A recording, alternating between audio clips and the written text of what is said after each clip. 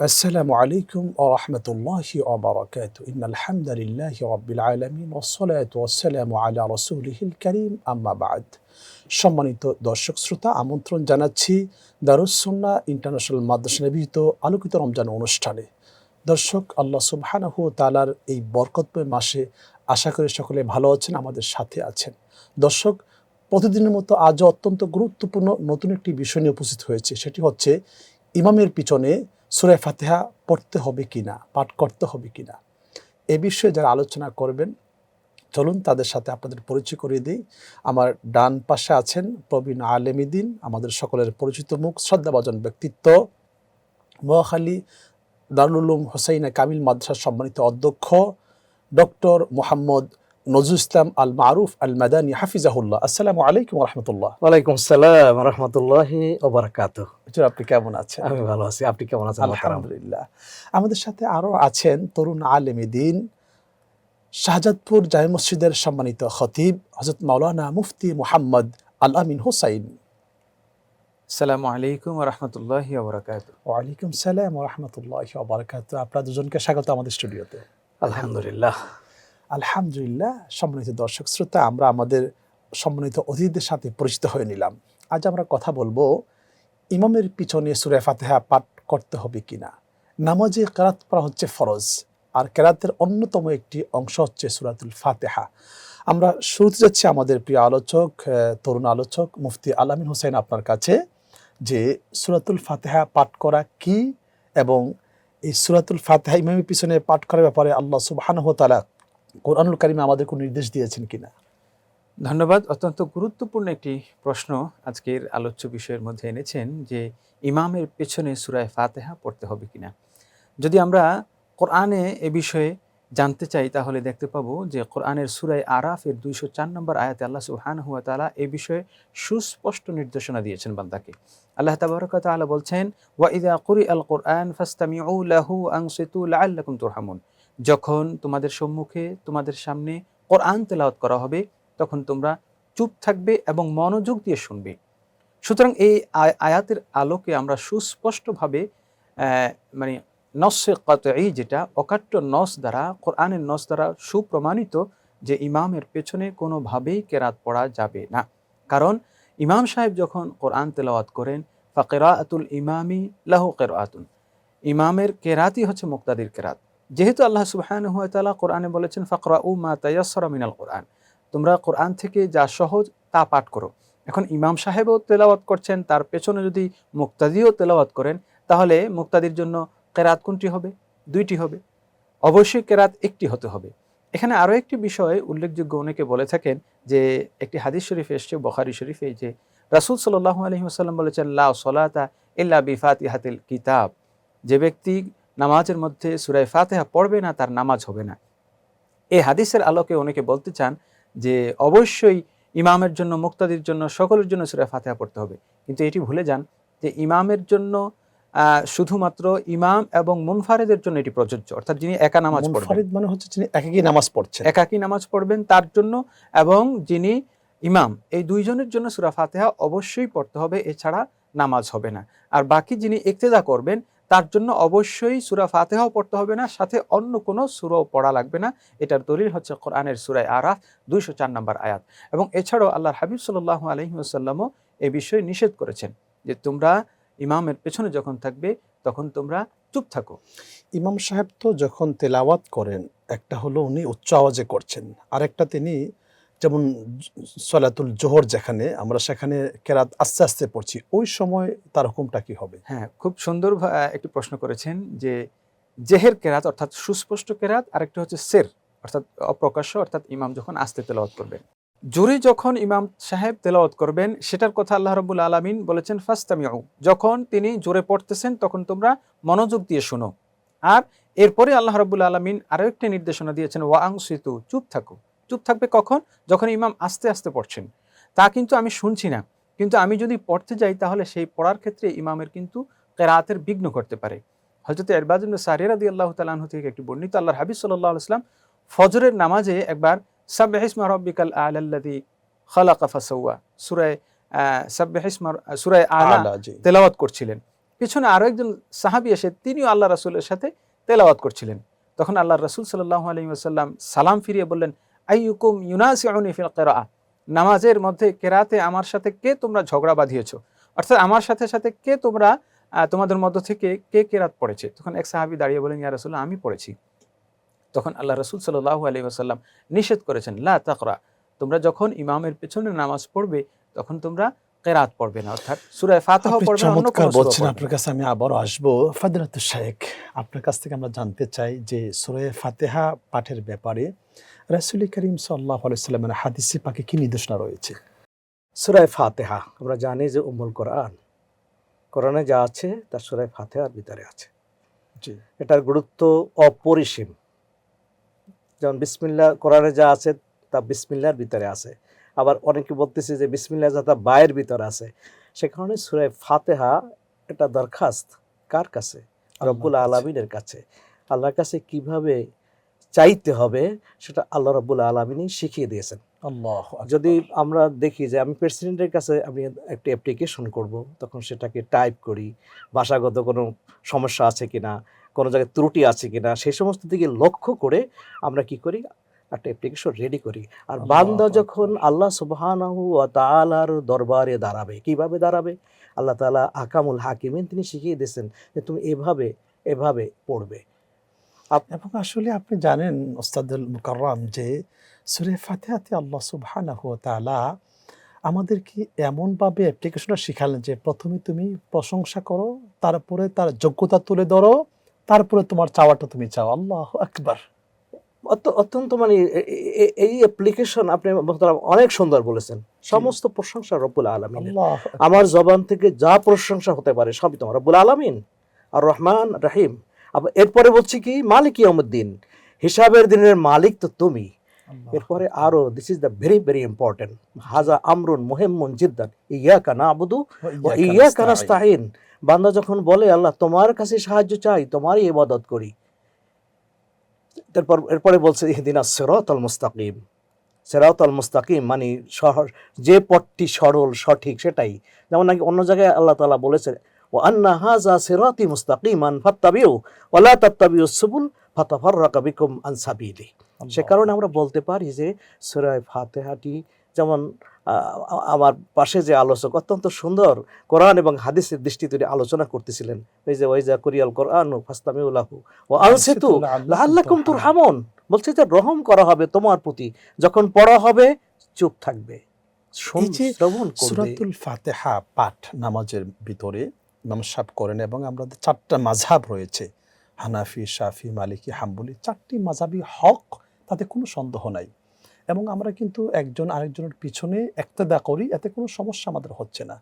এবং আপনি জানেন যে শাফি রাহিমাহুল্লাহ তিনি যখন বাগদাদ যখন আসলেন তখন তিনি কিন্তু ইমাম আজম আবু হানিফা রাহিমাহুল্লাহর মাজার শরীফ যখন জিয়ারত করছিলেন সেখানে তিনি কিন্তু আবু হানিফার মতো করে নামাজ পড়ছিলেন। এবং ওনাকে জিজ্ঞেস করা হয়েছিল যে আপনি সারা জীবন দেখলাম যে আপনি অন্যরকম পড়ছেন, হঠাৎ করে আবার আবু হানিফাকে অনুসরণ করলেন কেন? তিনি বললেন যে তিনি কিন্তু রাসূল করিম সাল্লাল্লাহু আলাইহি ওয়াসাল্লাম যে হাদিসে বলেছেন লা তামাসসানুন নাও ইল্লা মান রাআ, যে ব্যক্তি আমাকে দেখলো এবং তাকে যদি তাকে দেখলো, এরকম অর্থাৎ সাহাবী, তাবিঈন, মুসলিম শরীফের হাদিস। এই 3 শ্রেণীর মানুষকে যারা ঈমানী চক্ষু দেখলো তাদেরকে জাহান্নামের আগুন স্পর্শ করবে না। ইমাম আবু হানিফা রাহিমাহুল্লাহ তিনি কিন্তু সাহাবীদের পরে যার স্থান, এবং তিনি আমার অগ্রগামী, আমি ওনার অনুজ, তো ওনার সম্মানে আমি ওনাকে অনুসরণ করেছি। উস্তাজুল আসাতিজা। আল্লাহু আকবার। তাহলে এই যে ইমামদের ভিতরে যে এত মিল, মুহাব্বত, শ্রদ্ধা, ভালোবাসা ছিল, এটা আমাদের কাছ থেকে কেন হারিয়ে যাচ্ছে? আদব, ওই যে বলা আদব লাগবে, আদব ছাড়া ওই যে বলা হয় যে বেয়াদবাজ মাহরুমে গাস্তাস ফাজলে রাব, যাদেরই আদব আছে, যারাই মান্যতা যাদের মধ্যে আছে, তারাই কিন্তু জীবনে সফল কাম, এবং তারাই পরকালে আল্লাহর রহমতের সফল কাম। আপনি জানেন যে ইমাম বুখারী রাহিমাহুল্লাহ তিনি বুখারী লিখেছেন, পাশাপাশি আদবের ব্যাপারে একটা স্বতন্ত্র কিতাব লিখেছেন, আদাবুল মুফরাদ। জি, তাহলে মানে এই যে পরস্পর শ্রদ্ধাশীল হওয়া, এই জিনিসটা আমাদের কাছ থেকে কেন যেন উঠে যাচ্ছে। মোহতারাম অত্যন্ত সুন্দর বলেছেন, আমাদের সমাজ থেকে উঠে যাচ্ছে। আজকের পিতা, সন্তানের উসিলা পিতা মাতা, আজকে সেই মাতা পিতারও সেই সম্মানটি এখন নেই। ওস্তাদ শাগরিদ, আমরা যখন লেখাপড়া করেছি ওস্তাদকে যদি দেখেছি আসছে রাস্তায় দাঁড়িয়ে গেছি, এখন দাঁড়াবে কোথায়, চলে যাচ্ছে। সেই সম্পর্ক ওস্তাদ শাগরিদের সেটা আজকের আমাদের সমাজে তৈরি হচ্ছে না। আমি আপনার কাছ থেকে আলোচনা আরও শুনবো, তবে বিরতির পর। সুপ্রিয় দর্শক শ্রোতা, আপনারা দেখছেন দারুস সুন্নাহ ইন্টারন্যাশনাল মাদ্রাসা নিবেদিত আলোকিত রমজান। নিশ্চয়ই ছোট্ট একটি বিরতি, আমাদের সাথেই থাকুন। ফিরছি আমরা কিছুক্ষণের মধ্যে ইনশাআল্লাহ।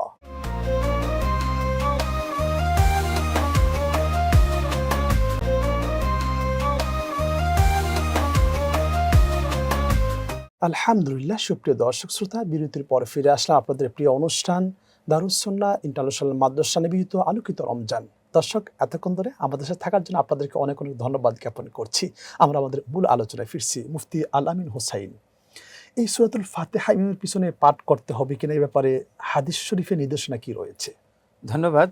আল্লাহর হাবিব সাল্লাল্লাহু তাআলা আলাইহি ওয়াসাল্লাম স্বয়ং ইরশাদ করেছেন, মান কানা লাহু ইমাম ফাকিরাআতুল ইমামি লাহু কিরাআতুন। যার ইমাম রয়েছে সেই ইমামের কেরাতই হচ্ছে মুক্তাদির কেরাত। অর্থাৎ মুক্তাদি যখন নামাজ ইমামের পেছনে ইক্তেদা করছেন, তখন তিনি বলছেন ইক্তাদাইতু বিহাজাল ইমাম, আমি এই ইমামের ইক্তেদা করছি, অনুসরণ করছি। তো কিভাবে অনুসরণ করতে হবে সে ব্যাপারেও সুস্পষ্ট নির্দেশনা এসেছে হাদিস শরীফে, যে হযরত আবু মুসা আল আশআরী রাদিয়াল্লাহু তাআলা আনহুকে প্রশ্ন করা হয়েছিল যে ইমামের পেছনে আমরা কিভাবে নামাজ পড়ব। তখন তিনি সুস্পষ্টভাবে বলেছেন, ফাইদা কাব্বারা কাব্বিরু, তিনি যখন তাকবীর বলবেন অর্থাৎ আল্লাহু আকবার বলবেন, সামি আল্লাহু লিমান হামিদা বলবেন, তোমরা তাই বলবে। রব্বানা লাকাল হামদু বলবে, আল্লাহু আকবার বললে আল্লাহু আকবার বলবে, সিজদা রুকুর তাসবিহগুলো বলবে। কিন্তু ফাইদা ক্বারাআ ফানসিতু, যখন তিনি কিরাত পড়বেন তখন অবশ্যই মুক্তাদি চুপ থাকবেন। যেমনটি আপনারা ইতিপূর্বে আলোচনা করছিলেন যে সূরা ফাতিহা হচ্ছে কিন্তু একটি মুনাজাত। আমরা দেখি যখন ইমাম সাহেব মুনাজাত করেন তখন মুসল্লিরা চুপ থাকেন। মুসল্লিদের দায়িত্ব হলো শুধু আমিন বলা। এখন আমরা সবাই একসাথেই যদি মুনাজাত করতে থাকি তাহলে বিষয়টা কেমন হয় না? এই জন্যই আল্লাহর হাবিব সাল্লাল্লাহু তাআলা আলাইহি ওয়াসাল্লাম বলেছেন যে তোমরা ইমামের পেছনে যখন ইক্তেদা করবে তখন কিরাত পড়তে হবে না, কারণ ইমামের কিরাতই হচ্ছে তোমার কিরাত। এবং এই প্রসঙ্গে আল্লাহর হাবিব সাল্লাল্লাহু তাআলা আলাইহি ওয়াসাল্লামের প্রিয় একজন সাহাবী হযরত যায়েদ ইবনে সাবিত রাদিয়াল্লাহু তাআলা আনহুকে বিখ্যাত তাবেঈ হযরত আতা ইবনে ইয়াসার তিনি প্রশ্ন করেছিলেন যে ইমামের পেছনে আমাদেরকে কিরাত পড়তে হবে কিনা। তিনি সরাসরি সুস্পষ্টভাবে বলেছেন, লা কিরাআতা খালফাল ইমাম, ইমামের পেছনে সূরা ফাতিহা তো পড়তেই হবে না, এমনকি কোনো কিরাতই পড়তে হবে না। সুবহানাল্লাহ, সুবহানাল্লাহ। কারণ আমরা এই বিষয়টি সুস্পষ্ট যে ফাকরাউ মা তায়াসসারা মিনাল কোরআন, সূরা মুজাম্মিলে আল্লাহ রাব্বুল আলামিন বলেছেন কোরআন থেকে যা তোমাদের জন্য সহজ সেটা পড়বে। এখন কে পড়বে? কে পড়বে সেটা এই জন্যই তো ইমামকে আমরা নিয়োগ দিয়েছি। আমি ইমাম মানছি এই জন্য তার কেরাতটা বিশুদ্ধ হবে, তিনি সুন্দরভাবে আল্লাহর কাছে মুনাজাত করতে পারবেন, ফরিয়াদ করতে পারবেন, তার তেলাওয়াত বিশুদ্ধ, এই জন্যই তো আমি তার ইক্তেদা করছি। এবং কেরাতের ইক্তেদাটাই হলো মূল ইক্তেদা। আল্লাহ রাসূল সাল্লাল্লাহু তাআলা আলাইহি ওয়াসাল্লাম ইরশাদ করেছেন যে তোমরা যখন ইমামের পেছনে নামাজ পড়বে শুধুমাত্র তাকবীরে তাহরিমা বলে ইক্তেদা করার মাধ্যমে কিন্তু তার রাকাত পাওয়া হয়ে যায়। আরেকটি বিষয় এখানে উল্লেখযোগ্য যে দেখুন, মান ওয়াজাদার রুকুআ ফাকাদ ওয়াজাদার রাকা, যে ব্যক্তি রুকু পেল সে রাকাত পেল। এখন ধরেন একজন লোক ইমামের পেছনে প্রথম রাকাতে বা দ্বিতীয় রাকাতে কেরাত শেষ হয়ে গেল, ইমামকে রুকু অবস্থায় পেল, ওই অবস্থায় যখন রুকুতে গেল, রুকুতে ইমাম সাহেবের সাথে অংশগ্রহণ করলো, তখন কিন্তু তার রাকাতটা পরিপূর্ণ হয়ে যাচ্ছে, অর্থাৎ তার এক রাকাত ধরা হবে। তাহলে যদি রুকু পেলেই রাকাত হয়ে যায় তাহলে এখানে কেরাত কখন পড়তে হবে? তিনি অবশ্যই কেরাত ইমাম সাহেবের পেছনে তো পড়ার সুযোগ পাননি। তার মানে হাদিস থেকে সুস্পষ্ট যে কেউ যদি ইমামের পেছনে কেরাত নাও পড়তে পারে, অন্তত রুকু অবস্থায় ইমামের সাথে শামিল হয়, তাহলে তার ওই রাকাতটা ইমামের সাথে আদায় করা হয়ে যাবে। সুতরাং এর থেকে স্পষ্টভাবে আমরা বুঝতে পারি যে ইমামের পেছনে অবশ্যই কেরাত পড়তে হবে না। আরেকটি বিষয় আমি যদি উল্লেখ করি যে ইমামের চারজনই বলেছেন যে ইমাম যখন সুস্পষ্ট অর্থাৎ জেহেরি কেরাত জোরে জোরে কেরাত পড়বেন তখন কোনোভাবেই ইমামের পেছনে কেরাত পড়া যাবে না। শুধুমাত্র ইখতিলাফ রয়েছে যে ইমাম যখন আস্তে তেলাওয়াত করবেন তখন কেরাত পড়া যাবে না। এই বিষয়ে ইমাম আজম আবু হানিফা রহমতুল্লাহি আলাইহি বলেছেন, সুস্পষ্ট করেছেন। অন্যান্য ইমামগণ বলেছেন যে আস্তে তেলাওয়াত করা অবস্থায় ইমামের পেছনে সূরা ফাতিহা পড়তে হবে। আপনি চমৎকার বলছেন, আপনার কাছে আমি আবারও বসবো। ফাদিলাতুল শাইখ, এই যে ইমামের পিছনে সূরা ফাতিহা পাঠ করতে হবে কিনা, চার মাযহাবের নির্দেশনা কি রয়েছে, পাশাপাশি সূরা ফাতিহার পরে আমরা যে আমিন বলি সেটা উচ্চ আওয়াজে বলার কোনো সুস্পষ্ট হাদিস আছে কিনা, নাকি আমরা নিম্ন আওয়াজেই বলবো? অত্যন্ত সুন্দর, চমৎকার বলেছেন। আমি একটু মক্কা মদিনায় চলে যেতে চাই, জি। যেহেতু মদিনা বিশ্ববিদ্যালয়ে লেখাপড়া করেছি। তো জি, বাংলাদেশ থেকে যখন আমি মদিনা ইউনিভার্সিটিতে পড়ার সুযোগ পেয়েছিলাম, জি, যখন হারামাইন শরীফাইন, বিশেষ করে মদিনা মুনাওয়ারা মসজিদে নববীতে নামাজ পড়তে গেলাম, জি, তখন দেখলাম নামাজের একটু ভিন্নতা। আমাদের দেশে এই যে আমিনের কথা বললেন, যে জি। সেখানে এটা কিন্তু বাংলাদেশে বসে এমনটা আমি লক্ষ্য করিনি। জি, হঠাৎ করে যখন ঢুকলাম মসজিদে, সবাই বলে আমিন জোরে করে, জোরে জোরে বলতেছে। জি। আপনাদের সময় আমাদের দেশে একদম এটা ছিলই না। আমাদের দেশে টোটালি ছিল না, আর এই জি। বিষয়টা আমার জানাই ছিল না যে এইভাবে জোরে এবং জোরে আপনি আমিন জানেন যে বলা সারা হয়। বিশ্বে 4 মাযহাবের লোক রয়েছে, তার ভিতরে 85% মানে 85% হচ্ছে হানাফি মাযহাবের লোক। 85 ভাগ আমরা বলি, আসলে 85 ভাগ না, কম আচ্ছা, হবে। জি।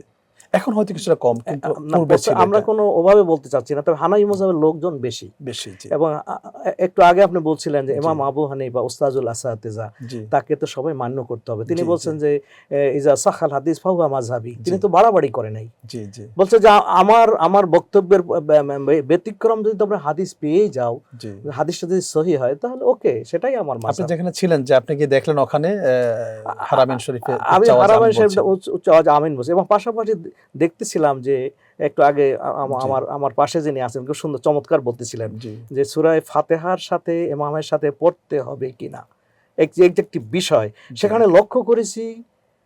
ইমাম যখন বলে আলহামদুলিল্লাহ রাব্বিল আলামিন, অন্যান্য মাযহাবের ইমামেরা, আমাদের ইমাম জি, আবু হানিফা বাদে অন্য 3 ইমাম বলছে যে ফাঁকে ফাঁকে পড়ে নিবে আলহামদুলিল্লাহ রাব্বিল আলামিন, মানে ইমাম শেষ করবে তারপর পড়বে, জি, যদি সম্ভব হয় পড়বে। জি, অন্যান্য মাযহাবের বক্তব্য, জি, কিন্তু সম্ভব না হলে আমাদের জি, মাযহাবে বলে নাই এই কথাটি। জি, কিন্তু ইমাম যেহেতু ওখানে ইমাম শাফি এবং আহমদ ইবনে হাম্বল, এই জি, 2 মাযহাবের লোকজন খুব বেশি, জি, মক্কা মদিনায় বেশি। জি, এজন্য ওরা সবসময় এই বিষয়টির প্রতি বেশি নজর জি, রাখার চেষ্টা করে। জি। আর আমাদের বাংলাদেশের হানাফি মাযহাবের লোক আমরা, সেটা তো উনি বক্তব্য দিয়েছেন, স্পষ্ট করেছেন যে আমরা এটা এখন করব না। একটু বিষয় আপনাকে বলি। দেখুন, আমি যদি এখন সৌদি আরবে যাই, তো সেখানে যদি আমি ইমাম হই, তাহলে তো আমার উচিত হবে ওনাদের মতো নামাজটা পড়ানো, যেহেতু অধিকাংশ মানুষ সেখানে শাফি এবং হাম্বলি মাযহাবের, তাই নয় কি?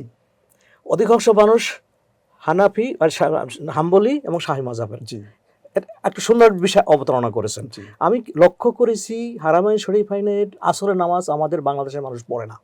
আচ্ছা, জি, আমি যারা এতেকাব করতেন জি, মক্কা মদিনায় যারা যেতেন আমার জি, সময়, আমি সেই অনেক আগের কথা বলছি, জি, তখন বাংলাদেশ থেকে 4-5 জন মানুষ মতো এতেকাব করতে যেতেন, জি, মানে ওমরাতে যেতেন। জি, এখন যেভাবে লাইন ধরে যায়, জি, এই অবস্থা কিন্তু ছিল না। এখন আচ্ছা, এটাকে জি, এমন আমরা তৈরি করেছি যে এটা করতেই হবে, এটা করতেই হবে। জি, বিষয়টা কিন্তু এমন ছিল না, জি, আর বিষয়টা এমনও না কিন্তু আচ্ছা, আমরা যা করি। তো যেটা বলতে চাচ্ছি যে তখন যারা 4-5 জন মানুষ ওমরায় যেতেন, তারা কি করতেন, যে আসরের আজান হয় তারা মসজিদ থেকে বের হয়ে যায়। জি। তা আমি বললাম যে আজান হচ্ছে, হারামাইন শরীফের নামাজ হচ্ছে, এটাকে ইক্তেদা করবেন না, আর আপনারা আর আলাদা নামাজ পড়বেন, আমার বুঝে আসে না। এটা খুবই দুঃখজনক। জি, হারামাইন শরীফের ইক্তেদা করবেন না, তা কার ইক্তেদা করবেন? মানে মানে এতটুকুন ওনাদের সেই বুঝ ব্যবস্থা ছিল না। জি, আমি কোনো বাড়াবাড়ির কথা বলিনি, মাযহাব ঠিক আছে, জি, বাট মাযহাব ঠিক, সব মাযহাবই ওকে, জি, সব মাযহাবই সহি, জি, সব মাযহাবই। এখন যদি কোনো একটি বিষয় যদি আমার কাছে মনে হয় যে এটা না করে এটা করা উচিত, যেমন জি, আসরের নামাজ হারামাইন শরীফাইনে হচ্ছে, আমার উচিত হবে হারামাইন শরীফাইনের সাথে নামাজে ইক্তেদা করা। জি, কারণ একক তো নামাজ পড়লে সহি হাদিস জি, 10,000, জি, আর মক্কা শরীফে 1,00,000। জি, তাহলে এত বড় একটি জায়গায়, এবং যেখানে লক্ষ লক্ষ মানুষ, গোটা পৃথিবীর মানুষেরা নামাজ পড়ছে, আর আমরা করছি কি, আমাদের হানাফি মাযহাবের কিছু কিছু মানুষ সেখানে দেখেছি আসরের নামাজ পড়বে না তারা। জি, আমি তাদেরকে ধরে জিজ্ঞেস করলাম কেন পড়ছেন না, কারণ এখন আসরের টাইম হয় নাই। আমি বললাম জোহরে ওলামায়ে কেরামের নিকটে, অধিকাংশ ওলামায়ে কেরামের নিকটে এক মেসাল হলেই জোহরের আজান, জোহরের মানে জি, মানে আসরের ওয়াক্ত নামাজের হয়ে যায়। ওয়াক্ত হয়ে যায়। শুধু ইমাম আবু হানিফা রহমাতুল্লাহ আলাইহি বলেছে যে দুই মেসাল পড়ে হবে। জি, সে কারণে ওই যে একটি সময় রয়ে গেছে, জি, আমার তো মনে হয় সেটা ওকে আছে, সঠিক আছে, জি, কোনো সমস্যা আমি জি। লক্ষ্য করি নাই। আপনাদের দুজনকে অসংখ্য ধন্যবাদ আমাদেরকে সময় দেওয়ার জন্য। সুপ্রিয় দর্শক শ্রোতা, আসলে আমরা সময় পেলে আরও বিস্তারিত আলোচনা শুনতে পেতাম। আমাদের বিশ্বাস যে আপনারা এই বিষয়ে নিজেরা গবেষণা করবেন এবং আলেমদের সংস্পর্শে থেকে আরও বেশি স্টাডি করে অবশ্যই একদম পূর্ণ বিশ্বাস নিয়ে নামাজে আপনারা দাঁড়াবেন। কেননা সূরাতুল ফাতিহা নামাজে পড়াটা কিন্তু পুরো সূরা ফাতিহা পড়া কিন্তু ওয়াজিব এবং কেরাত পড়া কিন্তু আমাদের জন্য ফরজ। সুতরাং এই বিষয়গুলি অবশ্যই জানতে হবে আমাদেরকে। আর যেহেতু সূরাতুল ফাতিহা এটা নামাজের সবচেয়ে গুরুত্বপূর্ণ একটি বিষয়, সেক্ষেত্রে এই বিষয়ে আমাদের সম্যক ধারণা রাখা সকলেরই ইমানি দায়িত্বের ভিতরে পড়ে যায়। আল্লাহ সুবহানাহু ওয়া তাআলা আমাদের সবাইকে কোরআন সুন্নাহ অনুসারে প্রত্যেকটি আমল করার তৌফিক দান করুক, এই আশা ব্যর্থ রেখে আজ এখানেই বিদায় নিচ্ছি। দেখা হবে আগামীকাল। আসসালামু আলাইকুম ওয়া রাহমাতুল্লাহ।